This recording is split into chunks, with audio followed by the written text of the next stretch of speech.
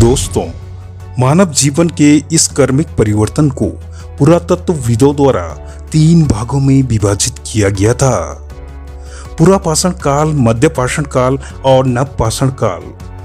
इससे पहले की वीडियो में हमने आपको पुरापाषाण काल से संबंध में जानकारी दी थी। दोस्तों, अब हम जानेंगे मध्य पाषाण काल के बारे में। आखिर मध्य पाषाण काल में मानव विकास किस तरह से हुआ होगा, किस तरह मानव में धीरे धीरे परिवर्तन आता गया और मध्य पाषाण काल में कौन कौन सी नई खोजें हुई, आइए इस वीडियो के माध्यम से जानने की कोशिश करेंगे।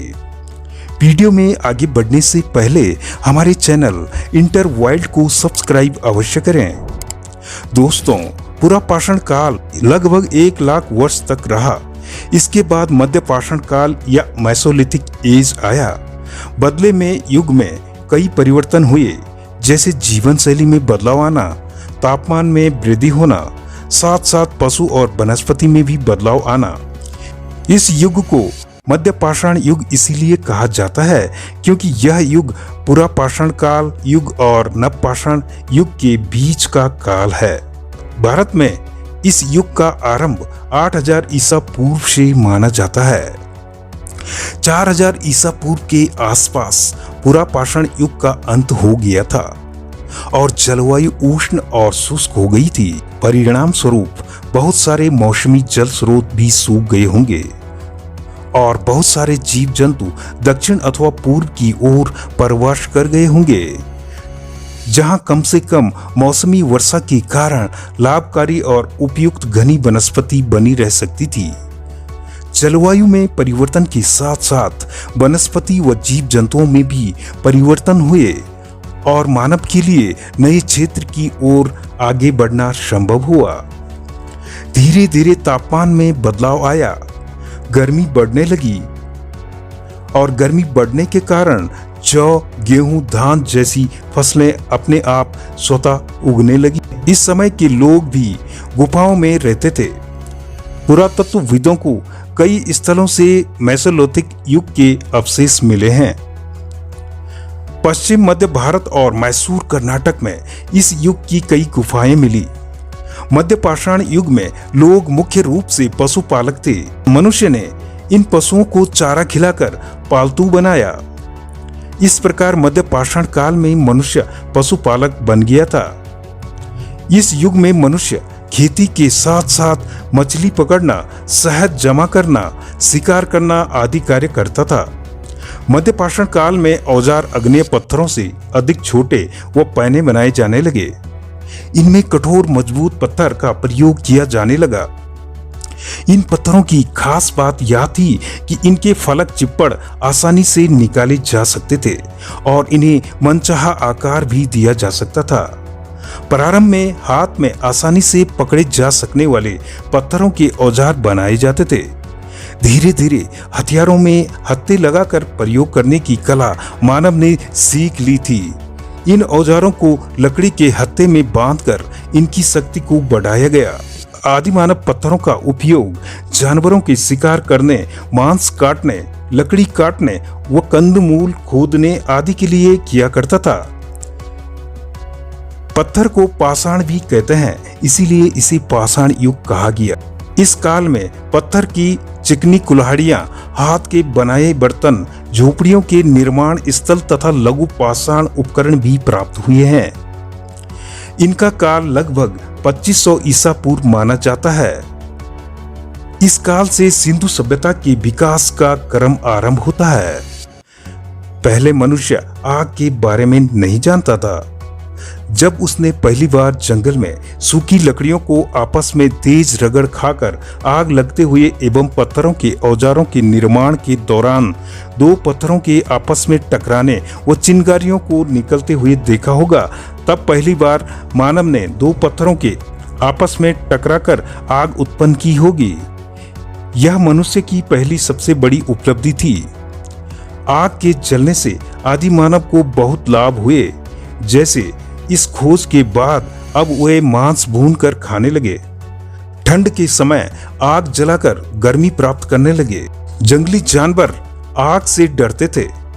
अतः वे आग जलाकर जानवरों से अपनी सुरक्षा करने लगे। आदि मानव भोजन की तलाश में घूमता रहता था। थक जाने पर पेड़ों तथा पहाड़ों की गुफाओं में निवास करता था। पहाड़ों की चट्टानों को सैल भी कहा जाता है। सैल में निर्मित इन आश्रय स्थलों के कारण इन्हें सैल आश्रय भी कहा जाता है। ये सैल आश्रय कहीं कहीं तो इतने बड़े हैं कि इनमें 500 व्यक्ति तक बैठकर आश्रय प्राप्त कर सकते हैं। इन्हीं गुफाओं में बैठकर आदि मानव ने अपने दैनिक जीवन की क्रियाओं को चित्रित किया है। भारत में सैकड़ों स्थलों पर ऐसे चित्रित शैलाश्रय मिले हैं। मध्य प्रदेश में भोपाल, विदिशा, रायसेन और सीहोर आदि जिलों में कई चित्रित शैलाश्रय मिले हैं। आदि मानव के पास हमारे जैसे वस्त्र नहीं थे। वे ठंड, बरसात आदि से बचने के लिए वृक्षों की छाल, पत्तों तथा जानवरों की खाल से अपना शरीर ढकते थे। इनके साथ साथ लकड़ी, सीप, पत्थर, सींग, हाथी दांत और हड्डी के बने आभूषणों का भी प्रयोग करते थे। ये पक्षियों के पंखों से आभूषण बनाते थे। हमारे प्रदेश में आज भी कई जनजातियां ऐसी ही श्रृंगार करती है और पंख, सीप, हड्डी, लकड़ी, रंगीन पत्थर, जानवरों के सींग तथा दांत से अपने आभूषण बनाते हैं। नवपाषाण काल तक आदि मानव ने पशुपालन और खेती करने के प्रारंभिक तरीकों की खोज कर ली थी। अब वह जान गया था कि शिकार के साथ साथ पशुपालन उसके लिए महत्वपूर्ण है। वह अनेक उपयोगी पशुओं को पालने लगा। पशुओं से वह कई तरह के काम लेता था। शिकार करने में कुत्ता, खेती करने में बैल, दूध प्राप्त करने में गाय तथा भैंस, बकरी का प्रयोग करता था। मांस प्राप्त करने के लिए बकरा, भेड़ आदि का उपयोग करता था। साथ ही साथ सवारी हेतु बैल, भैंस, घोड़ा, ऊंट आदि का उपयोग करने लगा। पुरातत्वविदों के अनुसार भारत में कृषि की शुरुआत आज से लगभग 10,000 साल पहले हो चुकी थी। इस प्रकार आदि मानव का भोजन की तलाश में घूमना फिरना कम हो गया था। अब वह जान गया था कि मानव और पशु पक्षियों द्वारा खाकर फेंके हुए फलों के बीजों से नए पौधे उग आते हैं। खेती करने की कला एक महत्वपूर्ण खोज थी, जिसके कारण मानव को भोजन की तलाश में भटकने की जरूरत नहीं रही और अब उसने एक जगह पर रहना सीख लिया था।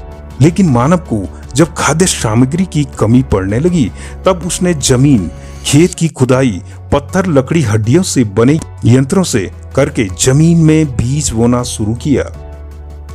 धीरे धीरे मिट्टी व उसकी निदाई गुड़ाई व पौधों के लिए पोषक तत्वों का महत्व जाना। वो पानी के स्रोत के निकट वाली जमीन में सामान्यतः खेती करने लगा। समय अनुसार धीरे धीरे कृषि का विकास हुआ। वर्तमान में अपनी आवश्यकता के साथ साथ मनुष्य ने अनेक विकसित कृषि यंत्रों का विकास किया, जिससे कम समय में अधिक फसलें ली जा रही थी।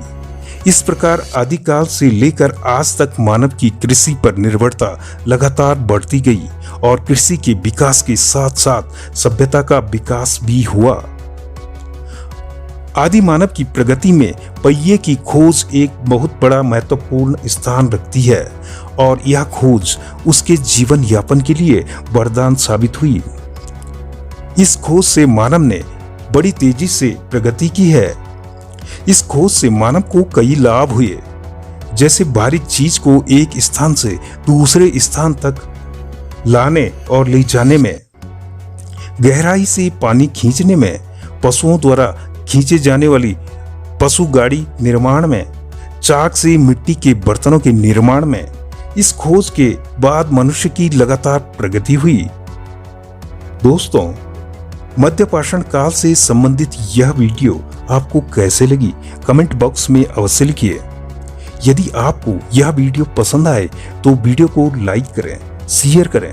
हाँ, यदि आप इस चैनल पर नए हो तो हमारे चैनल इंटर वर्ल्ड को सब्सक्राइब करना ना भूलें। दोस्तों, नवपाषाण काल की जानकारी के लिए बने रहिए हमारे चैनल पर।